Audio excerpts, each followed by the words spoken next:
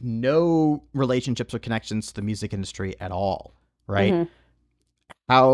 How do you start? I was blocked a lot of time. I was the person and the kid that was begging people to give me a shot. I was like, I don't care if I have to get your coffee. I don't care if I have to take the garbage out. Like, I don't care if you want me to just like clean the office. Like, just let me sit in on the meetings. Just let me learn and absorb. And a lot of the times is just reaching out to people through DMs. And a lot of people were like, leave me alone. And a lot of great people gave me a shot and were like, send me different artists that you think are blowing up on SoundCloud and, all that type of stuff. So I would say I really was just like begging people to give me a shot of like, I don't know everything, but I just want to sit and just learn from everyone and just learn, from calls and all that type of stuff. You're listening to Creatives Prevail, unraveling the stories of creative professionals. Hello, everyone, and welcome to Creatives Prevail, where creators and industry professionals share the stories behind building their careers. I'm your host, Zimmerlich, and my next guest is Steff Agathis, founder of Vitalize Projects. In this interview, we discussed how she started managing artists when she was only 11 years old. After starting her company in 2024, she's had a number of accomplishments, from major sync placements to media, including the CMA Awards. We also chat about recently launching a label division, as well as the current impact of TikTok in the music industry. Let's get into it. Hey, Steff, how's it going? Good. How are you? I'm doing good, thanks. Thank you so much for being on the show. I really do appreciate it. I'm so excited to talk to you for so many different reasons. And I want to start off, and one of the things I find very inspiring about your story in particular is basically building something of yourself that represents others. Mm-hmm. And someone who's done that for a very long time requires a lot of trust. Mm-hmm.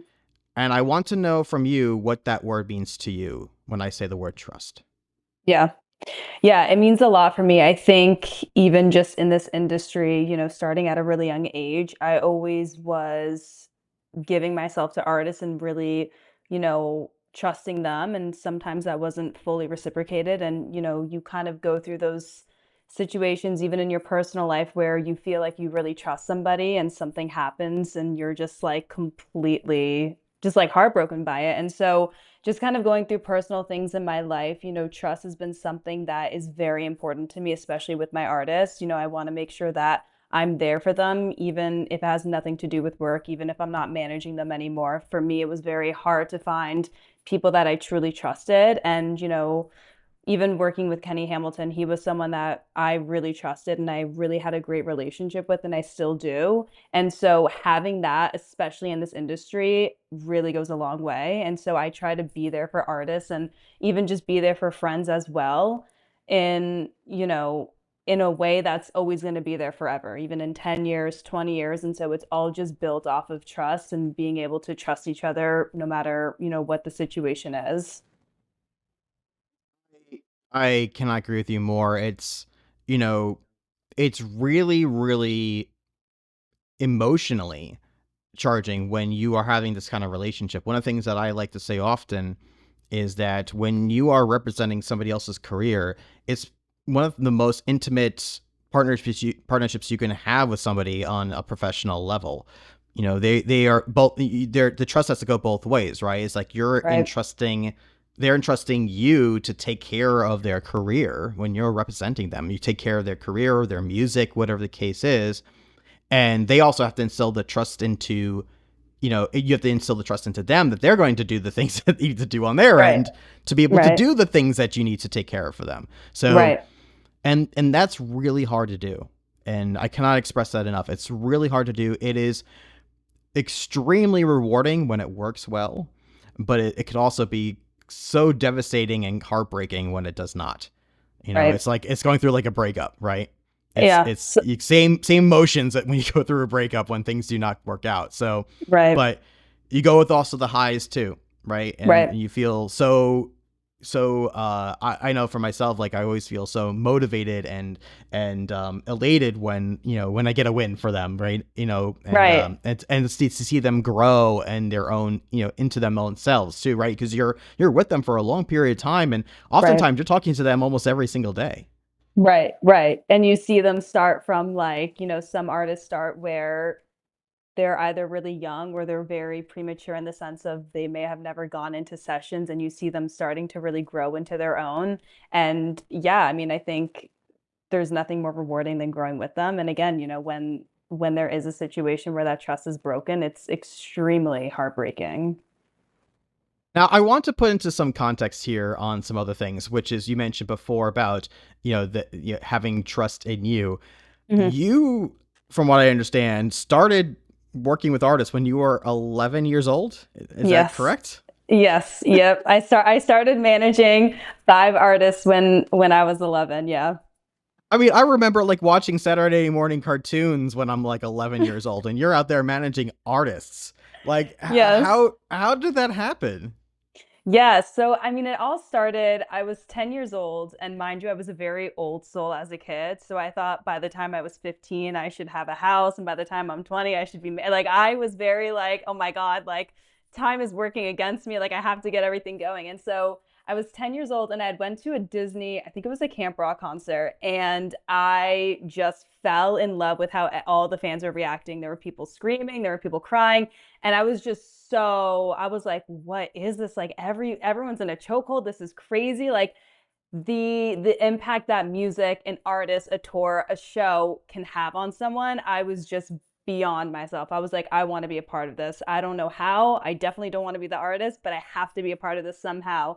And so I came from a family where school was like the thing. It's like if you want to be successful, you go to school, you get good grades, you keep your head down and you do what you need to do. And I was also not a school person either. So I was like really trying to figure it out. And so at 11, Instagram had just came out, and I'm like an hour away from New York. So I'm like, okay, I'm going to start signing acts. I'm going to get them signed to these labels, and I'm near New York so I can commute. It's easy. And so I started scouting artists through Instagram and through SoundCloud. And I just started getting on calls with them every day and giving them marketing rollouts. And I would say, you should work with these brands, and you should go to this press, and this should be the focus single, and you should go to this person for the cover art, and these are the A&Rs at different labels you should connect with. And I watched a lot of different complex blueprint stories, and then a lot of podcasts, and I would just sit there, take notes, and I was like, all right, I think I got the layout, and I went in on it. Wow. While also going to school and doing homework and doing all those other things too on top of that. Yes, yeah. During my school, I was always like doing different like rollouts and stuff, and my teachers were always like, "Why are you on your computer?" And I was like, "You wouldn't understand." I'm building my career for myself at that, Yeah, already at that point.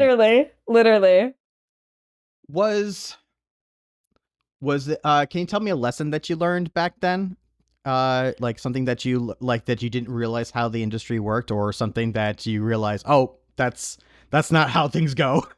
Right. Or yeah. Yeah. I think for starters, contracts. That was the first time where they all wanted contracts, and I had no idea what a contract entailed, and I had no idea about the legalities and all that type of stuff. So definitely contracts. I would say honestly, that's where I learned trust, because I worked with an artist for a very long time, and I grew with that artist, and we were really building something special, and it just ended in complete turmoil. And that was the first time I was like, okay, these things happen, and it's like, how do you go on with it, because you have also a personal relationship.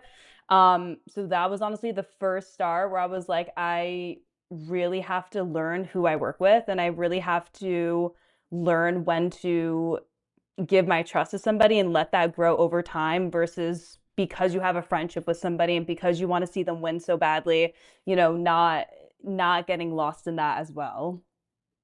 Really glad that you brought that up, and that's something that is not discussed enough, is the Hmm. importance of agreements and contracts. And I like to say it's good for two reasons. One, of course, is to protect yourself, right? So that if things go wrong, right, you have something, or if there's a conflict. I won't say go wrong. I'll say if there's a conflict, right, you have something that is agreed upon in writing on how to resolve that conflict, whatever that Right. conflict is, right? So that's number one. And number two, which they kind of go hand in hand, but it's also just as important, is that it establishes clear communication. Hmm. And that's something that I try to explain. And I have agreements, even with my closest friends. If I'm working with them, we have agreements, and usually we'll have some sort of agreement in place for that exact reason, is that it's a basic, a contract is essentially a mutual understanding of what both parties are responsible for, right?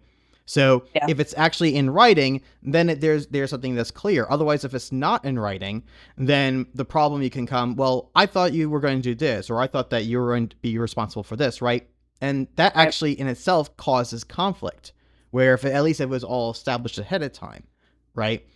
And it's funny because I ran an independent record label for about 18 years, and I think only once I remember that I actually had to enforce the agreement. Only once in 18 years. So usually, because the reason why is because most of the time I was able to resolve the conflicts outside of it.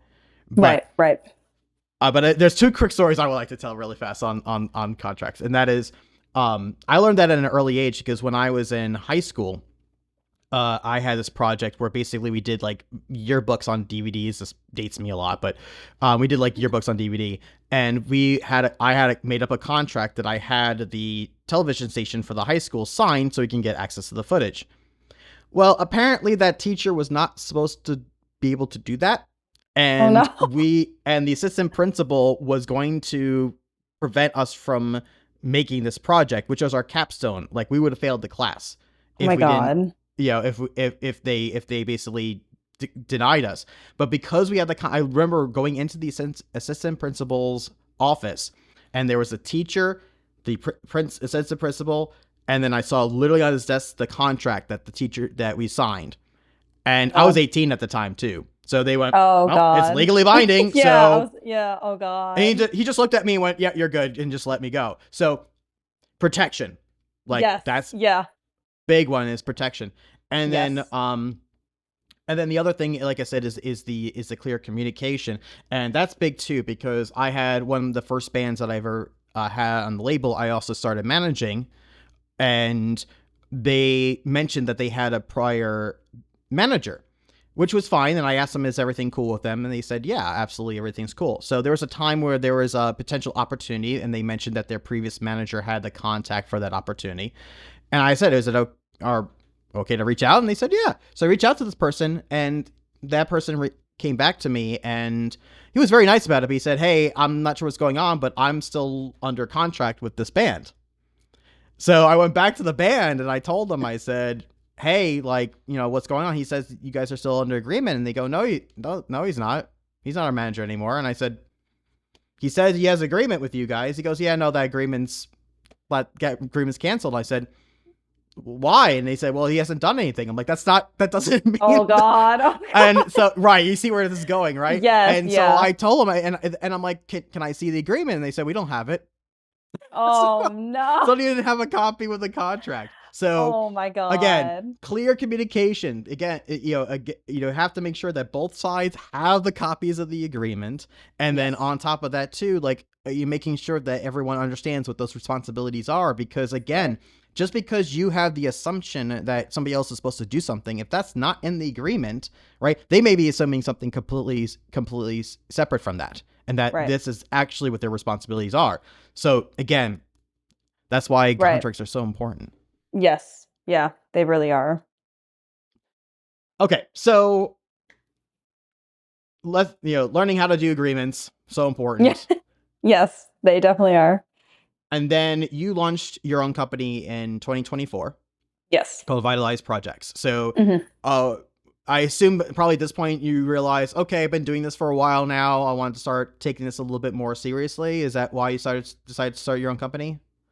Yeah, I think it was a mix of that. And then I think also through those couple of years, there were different artist projects that I was working on. And I just had these different ideas where I felt like, maybe the other labels or managements that I was working with on those artist projects weren't understanding. And so there was a part of me that was like, if every idea I'm going to give is going to be dismissed, I have to go and do this for myself and try it out and see what ends up happening.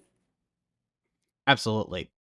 And so I do want to mention a couple of things too, because you launched your own company, and then I would assume is probably during this time, and probably maybe a little bit beforehand, but you have done so many accomplishments, and I have to say, like, I'm definitely very, I don't want to say the word jealous, but like very envious, I'll put it that way, very envious of your accomplishments, because Thank again, you. I know how hard this is to do. Right. And you have done, since this time, done major sync placements. I mean, when I think Bravo was one of them, if I remember correctly. Yes. So like Yeah, Bravo. so major sync placements, PR and media, including the CMA awards. And then you also done so many accomplishments and milestones within digital marketing as well. And each one of those are inherently different roles that you were able to make significant progress in for your artists. So Yes. I'd love to learn more about that. Is that, did you just apply the same drive and methods through each one? Did you did you shift your role where, okay, right now I'm focusing on sync and then I'm shifting over to digital marketing, or is it all at the same time? Yeah, so each thing that I did was with the different artists. Like the CMAs was with Asher. The sync placement was actually with the first artist I signed to Vitalize Projects, who was a DJ. His name was Blueprint at the time. And so um, every single thing was very different. I think, yeah, it was a lot of drive, but I think for me it was sitting down with the artist and being like, where do you need to go, and what things do I need to help you do that are going to help grow you in whatever project that is. And so, even with sync placement on Bravo, how that kind of came to be was he was releasing a lot of different dance records. And at the time, I was not too familiar with the tech house world, but I was familiar with, okay, like, how do we break a dance record? Like, how do we put it in ways that people are going to listen and it's not just thrown in their face? And so, that was the idea of like, okay, reality shows have dance songs playing all the time. Why don't we figure it out? And so it really was like, I would have these ideas of where we should take a project or a song or an artist, and I would go to the artist and say, are you cool with this? And then I would just hit the ground running and do whatever I needed to do to, make it work, whether it was calling people or just sending so many follow-up emails of like, how can we get this done? It was really just like what the artist needed, like I was going to do, regardless if it was, marketing or PR or whatever, whatever hat needed to be worn, like I was going to do it. Okay, so talk a little bit more about the outreach process, because Yes. now you don't have to necessarily provide specifics, but Mm-hmm. how did you go about doing that? Like, how did you find the contacts? How are you reaching out to them?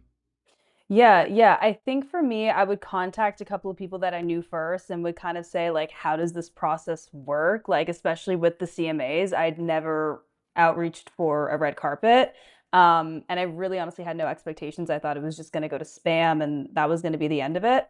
So it was just a lot of like learning from a lot of people that have done it and just kind of hearing their perspective and then just drafting an email, figuring out how it works, and a lot of follow-ups, a lot of follow-ups. I mean, a lot of people hated my follow-ups. Like, I think half the industry hates my follow-ups. They've probably gone like 20 follow-ups. But I think for me, that's really what it boiled down to, was like, I didn't care if I had to follow up a million times. Like, I'm someone who, I know a lot of people say no response is a response, but for me, I'm like, no response is not a response. Like, if you're not going to do something, that's fine, but just like let me know. And so for me, when it comes to my artists, like I will just go at it and will just send follow-ups like there's no tomorrow.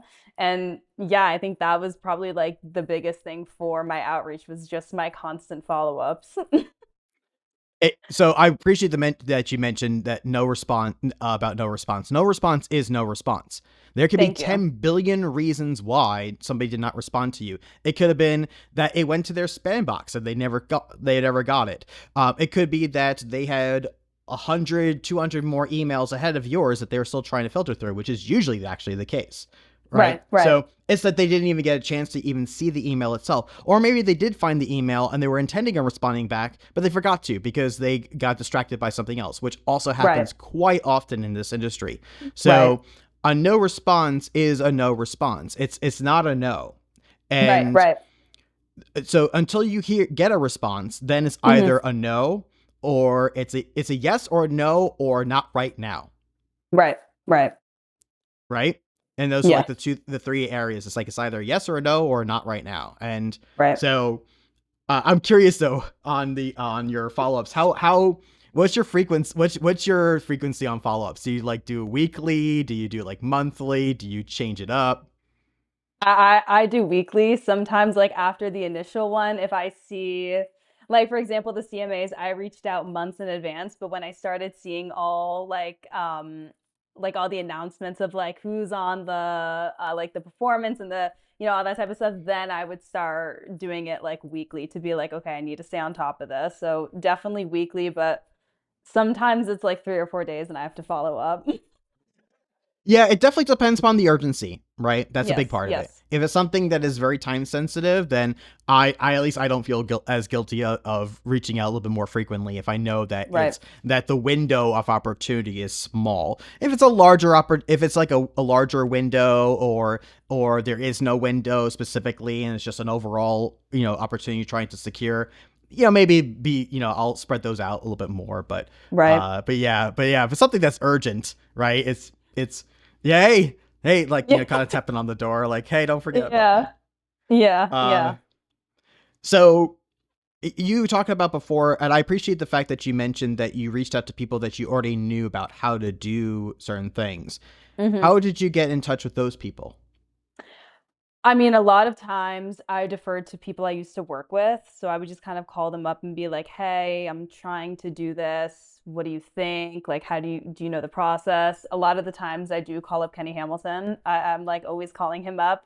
He's just a great mentor and a great friend, and he'll always be honest. Where he's like, "Don't send a follow up or don't do that." But so yeah, typically I just call them up and I'm like, "How does this work? Do you know someone there? Like, what title do you reach out to?" And then from there, I go at it. I'm curious when you first started, but let's go back for a second to when you were, hmm 11, 12, starting this out, right? And you knew nobody. Right. Right. Because I want to go in the perspective of I really would like to do this. I'm a musician myself. I want to be an artist manager. I want to start my own label, but I have no relationships or connections to the music industry at all. Right. hmm How do you start? I was blocked a lot of times. I was the person and the kid that was begging people to give me a shot. I was like, I don't care if I have to get your coffee. I don't care if I have to take the garbage out. Like, I don't care if you want me to just like clean the office. Like, just let me sit in on the meetings. Just let me learn and absorb. And a lot of the times is just reaching out to people through DMs. And a lot of people were like, leave me alone. And a lot of great people gave me a shot and were like, send me different artists that you think are blowing up on SoundCloud and all that type of stuff. So I would say I really was just like begging people to give me a shot of like, I don't know everything, but I just want to sit and just learn from everyone and just learn, from calls and all that type of stuff. And I was also someone who was like, I wasn't afraid of hard work. Like I would stay up 24 hours. I remember at one point I had an internship while I was still in high school and it was in California. And I used to stay up until like 4 in the morning and I would set alarm clocks like to wake up at 1 or 2 a.m. to get on like the Zoom calls with the whole team and everything. Like I'm not afraid of hard work. So for me, it was like I didn't care if there was no payment, no nothing. Like if I was just able to learn from people who know more than me and are succeeding at it, that was just the dream of it. I appreciate I appreciate that discipline. I'm curious, on average, how many go-aways did you get in comparison to people who said, "Yes, I'll help you"? Do you like what would you say like how many of those go-aways would you need to get before you got the yeses? It was probably like 50 or like 75. It was a lot. It was a lot of people. And like what I didn't understand was yes, I was like 11, 12, 13. So I definitely did not understand like the industry conversations and norms and stuff. But yeah, it was weird because I think a lot of people had a lot of ego at the time where they were like, I don't need to hear different ideas. I don't need to hear what artists you like. I know what I'm doing. And I'm grateful that it didn't work out with those people and it led me to the people that wanted to give me a shot and everything. But it was a lot of no's. Like it was a lot of no's. It sounds like you handle rejection fairly well, or at least I'm going to make that assumption. Uh I from a young age, I tried to brainwash myself. So I would be like, every no I would get, I would like secretly be really upset, but I had to just like convince myself, okay, like someone's gonna give me a shot. So I try to train myself that every rejection came, I was like, okay, something good has to happen. Are you inherently curious person? Because you sounds like you just want to learn in general, like Yeah, just I want to absorb everything possible. Are you inherently a curious person? yeah, yeah, 100%, 100%. So I really do appreciate your honesty about rejection because I know how rejection could be really challenging and hard. But that's why I also am glad that you mentioned that this is how many no's you have to go through in order to get to those yeses.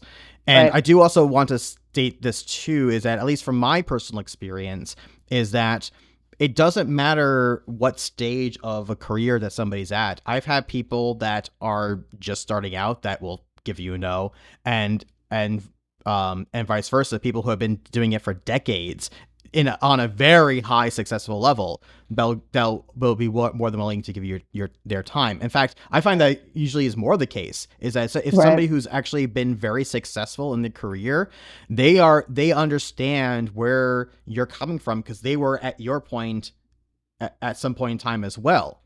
right. So for them, they understand that, and they Hmm. want to, and a lot of times they want to give back. And also the other thing too is that they also understand the value of helping out people who are just getting started, because you don't know where that person's trajectory in their career is going to be in like a year or 2 years or 5 years or 10 years down the road, and they're establishing that trust now because Right, they're helping you out. right, right. Exactly, exactly. So you started the company doing extremely well, and you just launched Vitalize Records. And also I do want to make point out real quick that you also made Forbes 30 under 30, which congratulations, because that's Thank a you. major feat. So Thank you, congratulations on thank that. you, That's thank that's you so much. massive. Yeah, And yeah, thank you. so congratulations starting the label. I'm curious why start a label, because this is coming from somebody who's ran a label for a very long Right, period of time, and I'm always curious because there's so many alternatives that are out there now for artists. right. There's distributors that are doing responsibilities of what record labels have done. There are other companies that will just straight up look at your numbers and offer you advances. So you Mhm. don't need to rely on a label for for advancements for funding, right? There are all these other, there's marketing agencies that'll do the same type of role as what a label will do. So Right. I'm curious why you decided at this point to have a label division of your company. Yeah. Even from a younger age, the label idea was definitely always something. I always figured that I would start in management, and once I felt like I accomplished a lot of management, it would be a conversation. And, I also grew up playing drums. I taught myself how to play drums, and I was always kind of like a music nerd of I just like love the making of a song, producers, hearing how people would write. Like there were so many times where I would just like sit in people's sessions and just like watch how a song was made, and that whole process of an artist finding their sound is so important. And it's just such a beautiful process to see. And throughout these past couple of years, I felt like labels were very focused on digital marketing and TikTok and content and everything. And, some artists weren't treated with all the attention that they were promised in the beginning. And for me, in 2025, when we hit a lot of milestones on the management side, I figured, there was a lot of artists that I was scouting that I wanted to help build their sound. And I knew it wasn't going to be through the management side. And I figured, I'm going to start a label and I'm going to figure this out. And I just want to be a part of great music and great artists. And I don't want to just focus selectively on content or only digital marketing or only one specific thing. I wanted to really apply everything I did from the management side and see how we could translate that into the label side. And so just to be a part of great music, that was just the end game for me for the label side. That's amazing. Congratulations on that. That's really, Thank really you. exciting. Thank you. Thank What you. what do you look for in an artist when you are either scouting out an artist, or let's say an artist is coming to you saying, I would like to, I would love to be on Vitalize Records, right? Yeah. What are you looking for? I think for starters, whenever there's an artist that I get really excited about, it's really just my intuition. I feel like if I hear a vocal or if I hear a song or if I see a performance, it's just a feeling I get where I'm like, I'm really excited about this artist. I need to just like get on a call and see what they're doing. And then from there, it's all about alignment. There's been tons of times where I've connected with artists where they have one idea of where they want their career to go, and I might have a completely different. And so just to really align on those, conversations in terms of also personality too, that for me is most important, is just like making sure that we're aligned. I always tell my artists, I'm promising you that I will work 24 hours to make sure every goal you want to hit, I will be there to help you hit it. And so I want to make sure that when I work with artists, they have that same work ethic, they have that same excitement. It's not, a pulling teeth situation where it's like, come on, like go and do this, because it's not fun for either of us. So it's like, I No. really love to work with artists who are just as excited as I am. And it's like we just meet each other's energy and we're just aligned on everything. Which also is very challenging to do. That's a very, very Yes, challenging thing, because you it could, is. even when you have those initial conversations that of alignment, that alignment may need some adjustments as you go. Right, Right, just like any relationship, right? It's like right. having those check-ins, going, okay, is everyone on the same, still on the same page? Is everyone, everyone satisfied with the direction that we're going into? Is there anything that we're missing here? Is there, anything that you thought was going to happen that didn't yet, right? So like, there's a Right. lot of that that has to happen too, like having that constant communication and being and constant open communication, and that's not easy. It's No. really, really hard to do. Yeah. Yeah.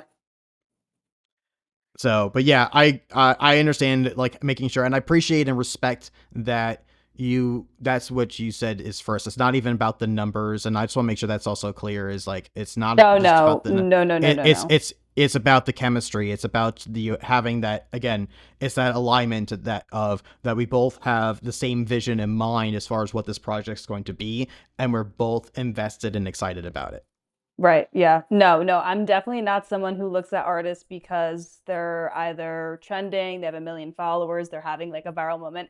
I actually really honestly don't care about that because I'm a firm believer that great music will always find its way to an audience. And so it's just about connecting with the person because you can always build around that. So I'm not someone who's like tracking the streams and is like, "Oh my God, they're on New Music Friday. I have to sign them." I that like my job is to like help get the artist on New Music Friday, not just to find them while they're, blowing up and then, just be a part in that. That's not my thing. It definitely feels, and that you this some terminology sometimes goes around quite a bit, is an artist first perspective, and I Hmm. am that's very much how I am too, is that making sure that the priority is on the artist, is that we are there to serve the artist, and the goal is to make it as seamless as possible for them, and making sure that they Right. know that we are in their corner, we're there to support them. We have a job to do, but we are there to support their career, and Hmm. however that needs to be done. Right. Right. Yeah.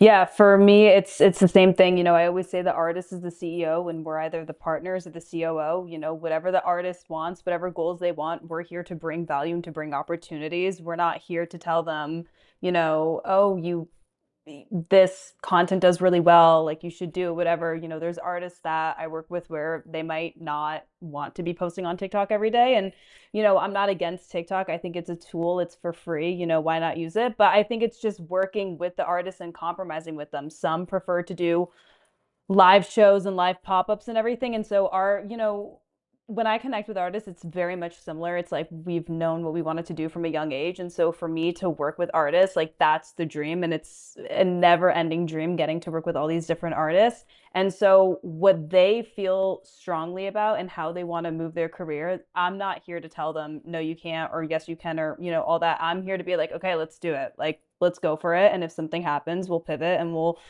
try something else. So it really is like they come in, they know what they want to do. And even if they need help, I've worked with artists where they think they want to start in one genre. We set up sessions and they're like, that's so not me. I want to go completely different. We're here to just help them and help grow their careers. We're not here to tell them what to do. And really, honestly, a big focus on my end also is mental health, to make sure that the artists are okay. Even if they're thriving, even if they're in sessions, no matter what the situation is checking up on them as humans as well, because, they are humans. And, you know, in the industry, there aren't a lot of times where people will genuinely check in on their artists and will, maybe have to cancel some important things because the artist needs that time. But, it's my job to make sure that the artist is okay. And even if that means delaying something because they need time, like, that's just my job, is to protect them. I appreciate you mentioned about protecting them. That's a big part of Yes. the role too, is to protect them. And I also appreciate the fact that you mentioned about mental health, which I'm also a very big believer in. I think somebody mentioned before, I actually had a guest on the show, and they mentioned like managers basically being unofficial therapists. I'm like, yep, Yeah. that's kind of No, they are. They are. I've learned so much for so many myself. times, Like, yeah, like how to right? deal with my own anxiety. I'm like, okay, wait, I've done this for this person. I think I can handle it myself. Right? Exactly. Yeah. Yeah, absolutely. I learned so much about mental health because of working with artists, and again, just making sure that they're being protected and that their well-being is looked after. And it's Right. also a delicate balance, right? Because Right. you mentioned before also about you can't force them, like you can't can't force them to do that with something they don't want to do, right? Right. And even if you tried it, believe me, that will end in failure, because they're gonna, Hmm. even if they are successful there, they're gonna hate doing it. And then Right. Right.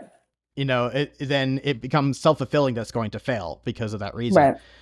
So, but at the same token, sometimes they need a little bit of a push too. Sometimes they just Right. need a little bit of a kick and going, you'll be fine. Just Right. do the thing. You'll be fine. You'll be Yeah. fine. It's knowing that balance where it's like they don't want to do it because they're just like, I'm not feeling it, versus like, okay, that they should just like not be doing it. So it's definitely Yep. that fine balance of like giving them the right push, but also knowing like if it's the right time to give them that push.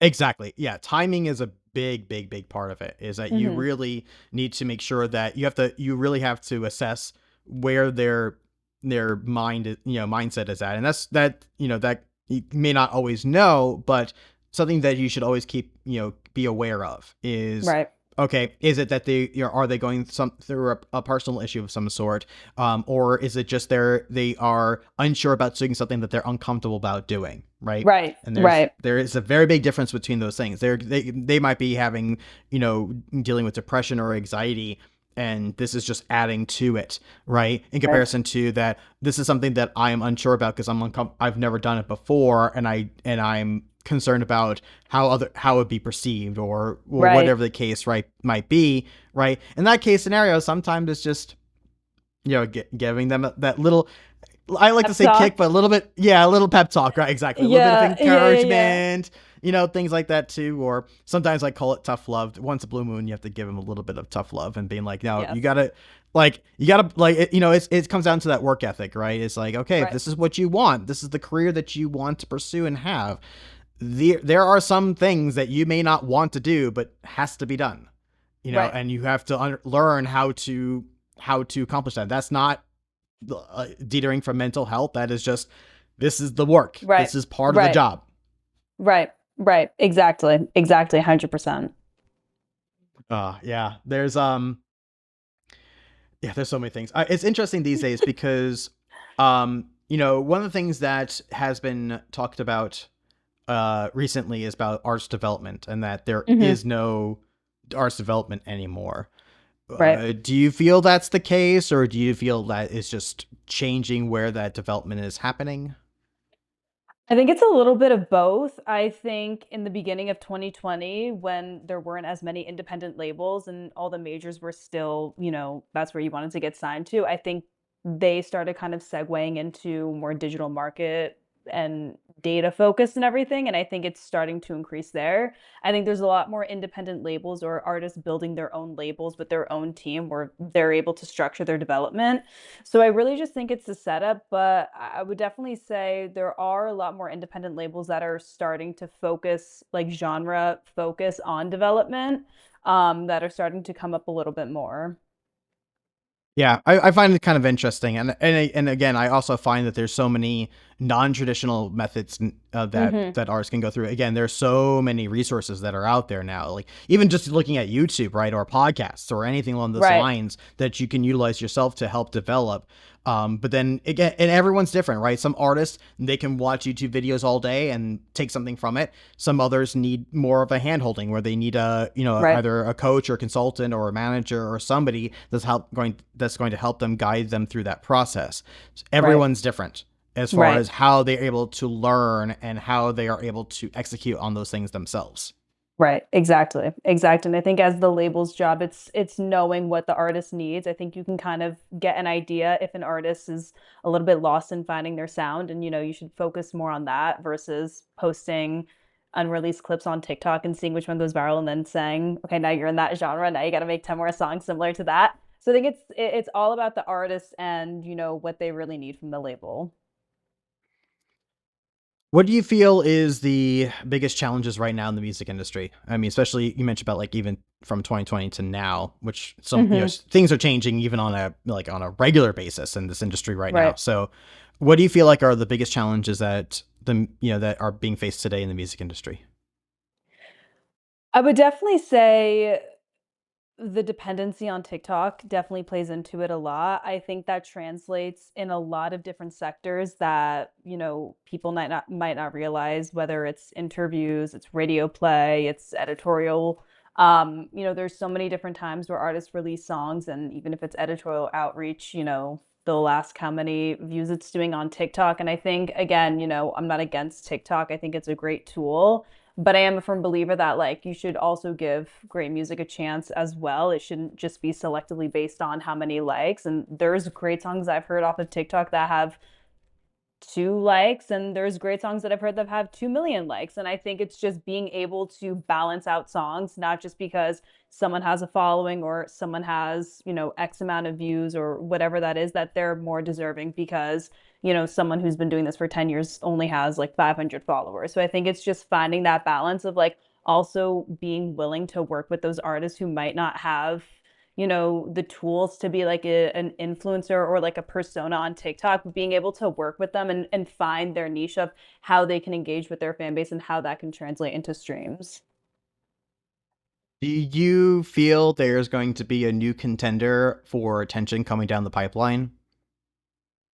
So, for example, because the reason why I mentioned this is like I agree with you on TikTok, and Hmm. I've always been a big believer in this. Is that when you have a platform this profound where Hmm. it hits the culture zeitgeist, which is what Hmm. TikTok did, Hmm. there's a certain point where culture is changing, and the platform either has to basically has to adjust the culture of it or becomes more like a utility.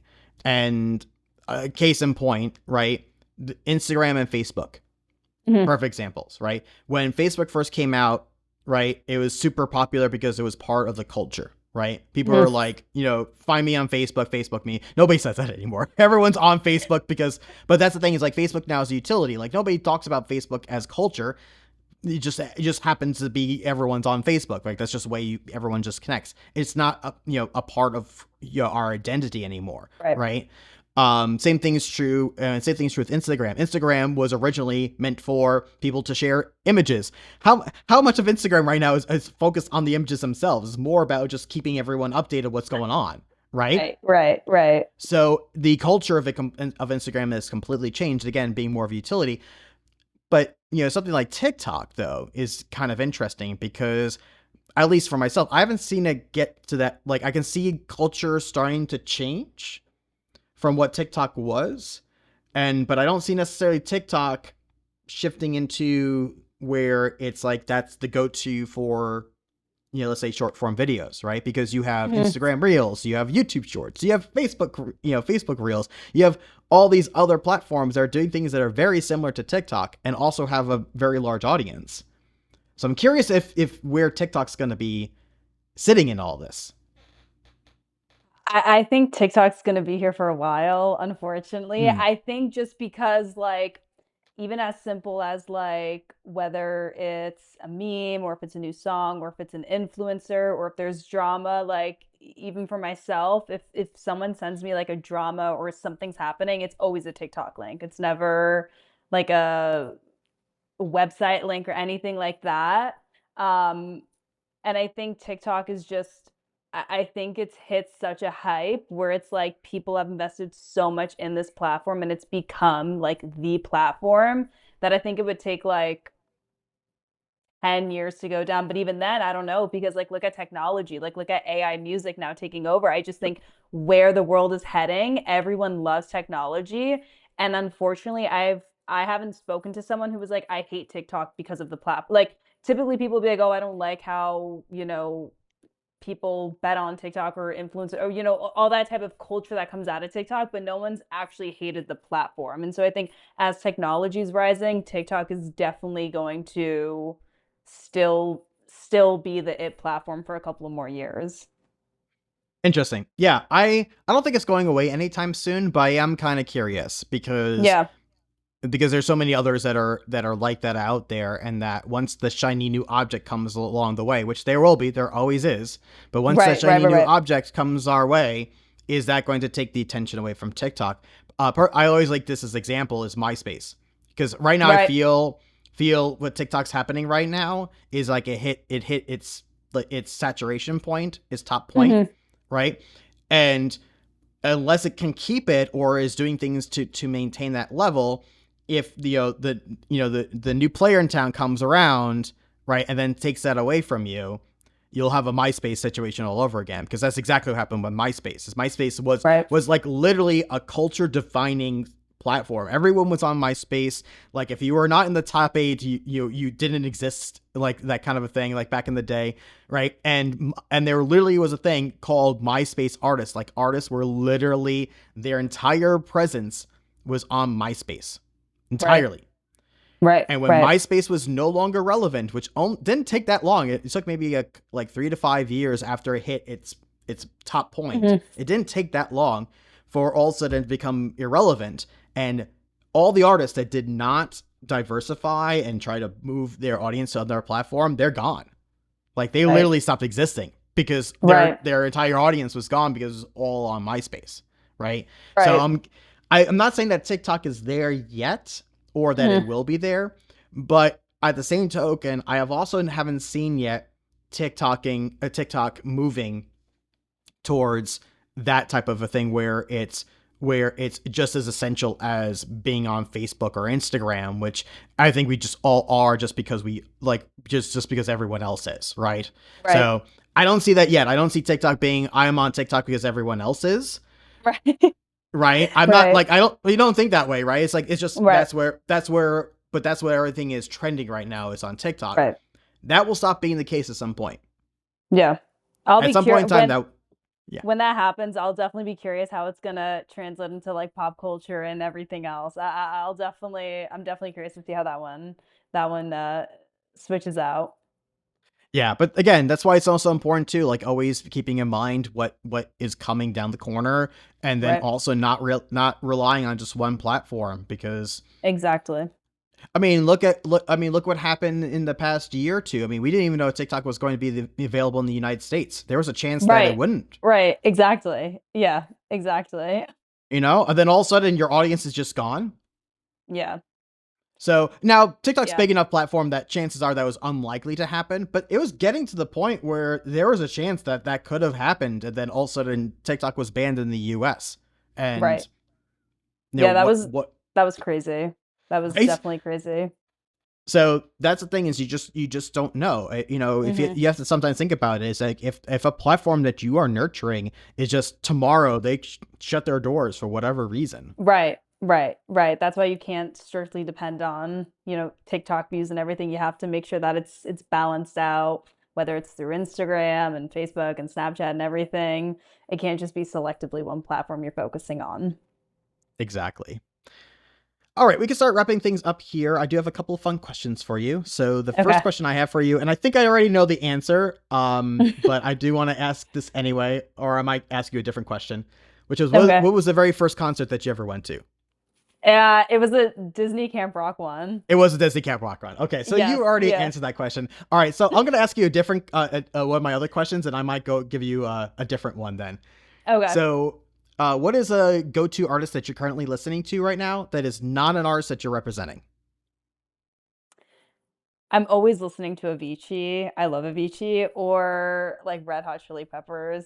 It's a Oh balance between yes, those two. Yeah, yeah. I'm a big Chili Peppers fan. Yeah, yeah, they're What great. what's Do you have a favorite album of theirs?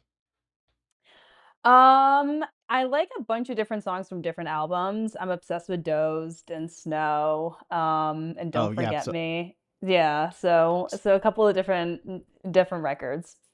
that's my era too, because there's like the super early era of the Chili Peppers, and then there's Mhm. like the mid era, and then there's the current era. Like a current Right. era, I would say is probably like the album "I'm With You" to current, to Okay. today. Right. Which I'm With You. I love that album. That's actually that's like my second favorite album of theirs. I actually love it. Yeah. My number ones, by the way, like back in the Yeah. early 2000s, like that. I don't necessarily. I think I'm like you, where I usually like to cherry pick songs from that I really Yes. like. Right. By the Way album is one of those that I can listen to start to finish. It's one of the very few that Yeah. I'll listen to the album start to finish because it's that good. So, It uh, is, yeah. I'm With You is pretty close to that too. Like that's also such a good album. But Mhm. yeah, Yeah, did you yeah. ever got a chance to see the Chili Peppers live? No. Unfortunately not. I got to see them at the LA Staples Center when they with the I'm With Really? You album. Yeah, floor Oh seats. my It was god. Oh so my good. god. That must have been insane. I'm so jealous of that. Yeah, it was really cool. That's the only time I got to see them, but I was very happy I got to see them perform. That is so cool. That is so cool. So I'm trying to think of another good question for you then. Do you collect vinyl? I used to, and then I lost all of them, which is like You horrible. lost them? Well, it wasn't like old vinyls. It was like I got a vinyl player, and then I would get like I would like buy them from Target where it was like, trending artists or new artists and stuff. I think it was like 10 I had though. It was like Foo Fighters, Nirvana. I think it was like Nirvana Unplugged, Machine Gun Kelly, um, Journey, I think was in it. But it was like the commercial ones that like you can buy. Yeah. Gotcha. Very cool. Yeah. All right. Last question for you. If you're only able to give one piece of advice, Mhm. what would that one piece of advice be? Don't be afraid of hard work.